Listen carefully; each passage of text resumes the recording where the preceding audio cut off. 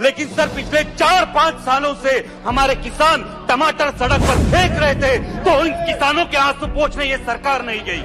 माननीय प्रधानमंत्री जी के जन्मदिन के अवसर पर मेरे चुनाव क्षेत्र के एक प्याज उत्पादक किसान ने प्रधानमंत्री जी को चिट्ठी लिखकर खुदकुशी की, और इसका कारण आपके गलत निर्यात धोरण है। अध्यक्ष महोदय, मैं सरकार के खिलाफ अविश्वास प्रस्ताव के समर्थन में खड़ा हूं। सर, सरकार की इस कार्य पद्धति को देखकर गांधी जी के 3 बंदरों की याद आती है। सरकार के खिलाफ कुछ भी मत सुनो, चुनाव छोड़ के देश के हालात मत देखो, और विपक्ष के नेताओं को आइस करके उनकी बोलती बंद करो।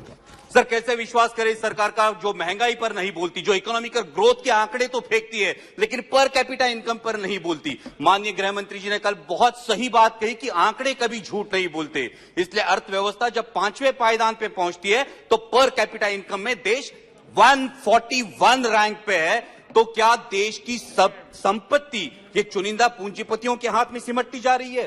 सर, ये सरकार ने कई भाषणों में किसान सम्मान निधि की बात की, लेकिन सर किसान सम्मान निधि की बात हुई, लेकिन पेस्टिसाइड्स और फर्टिलाइजर्स में 4 से 5 गुना इजाफा हुआ, इसकी बात नहीं की। अभी माननीय अर्थमंत्री जी बोल रही थी, तब उन्होंने टमाटर के बारे में इंटरवेंशन की बात की, लेकिन सर पिछले 4-5 सालों से हमारे किसान टमाटर सड़क पर फेंक रहे थे, तो इन किसानों के आंसू पोंछने ये सरकार नहीं गई। सर, वही हाल आज प्याज के दामों का है।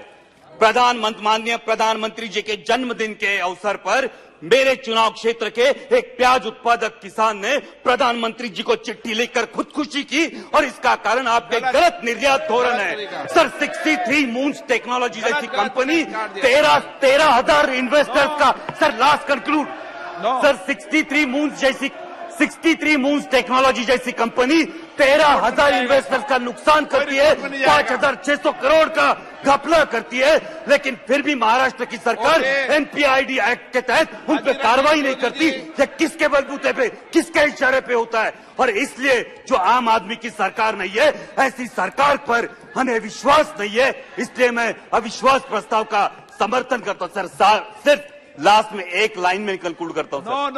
सर, एक लाइन में कंक्लूड करता हूं। हाल ही में माननीय प्रधानमंत्री जी को लोकमान्य तिलक पुरस्कार देकर नवाजा गया, इसके लिए मैं उनका अभिनंदन करता हूं। लेकिन उसी के साथ याद दिलाना चाहता हूं लोकमान्य तिलक जी की ओर से एक लाइन को, सरकारचं डोकं ठिकाणावर आहे काय, ये आत्मचिंतन होना चाहिए। Thank you so much speaker साहब।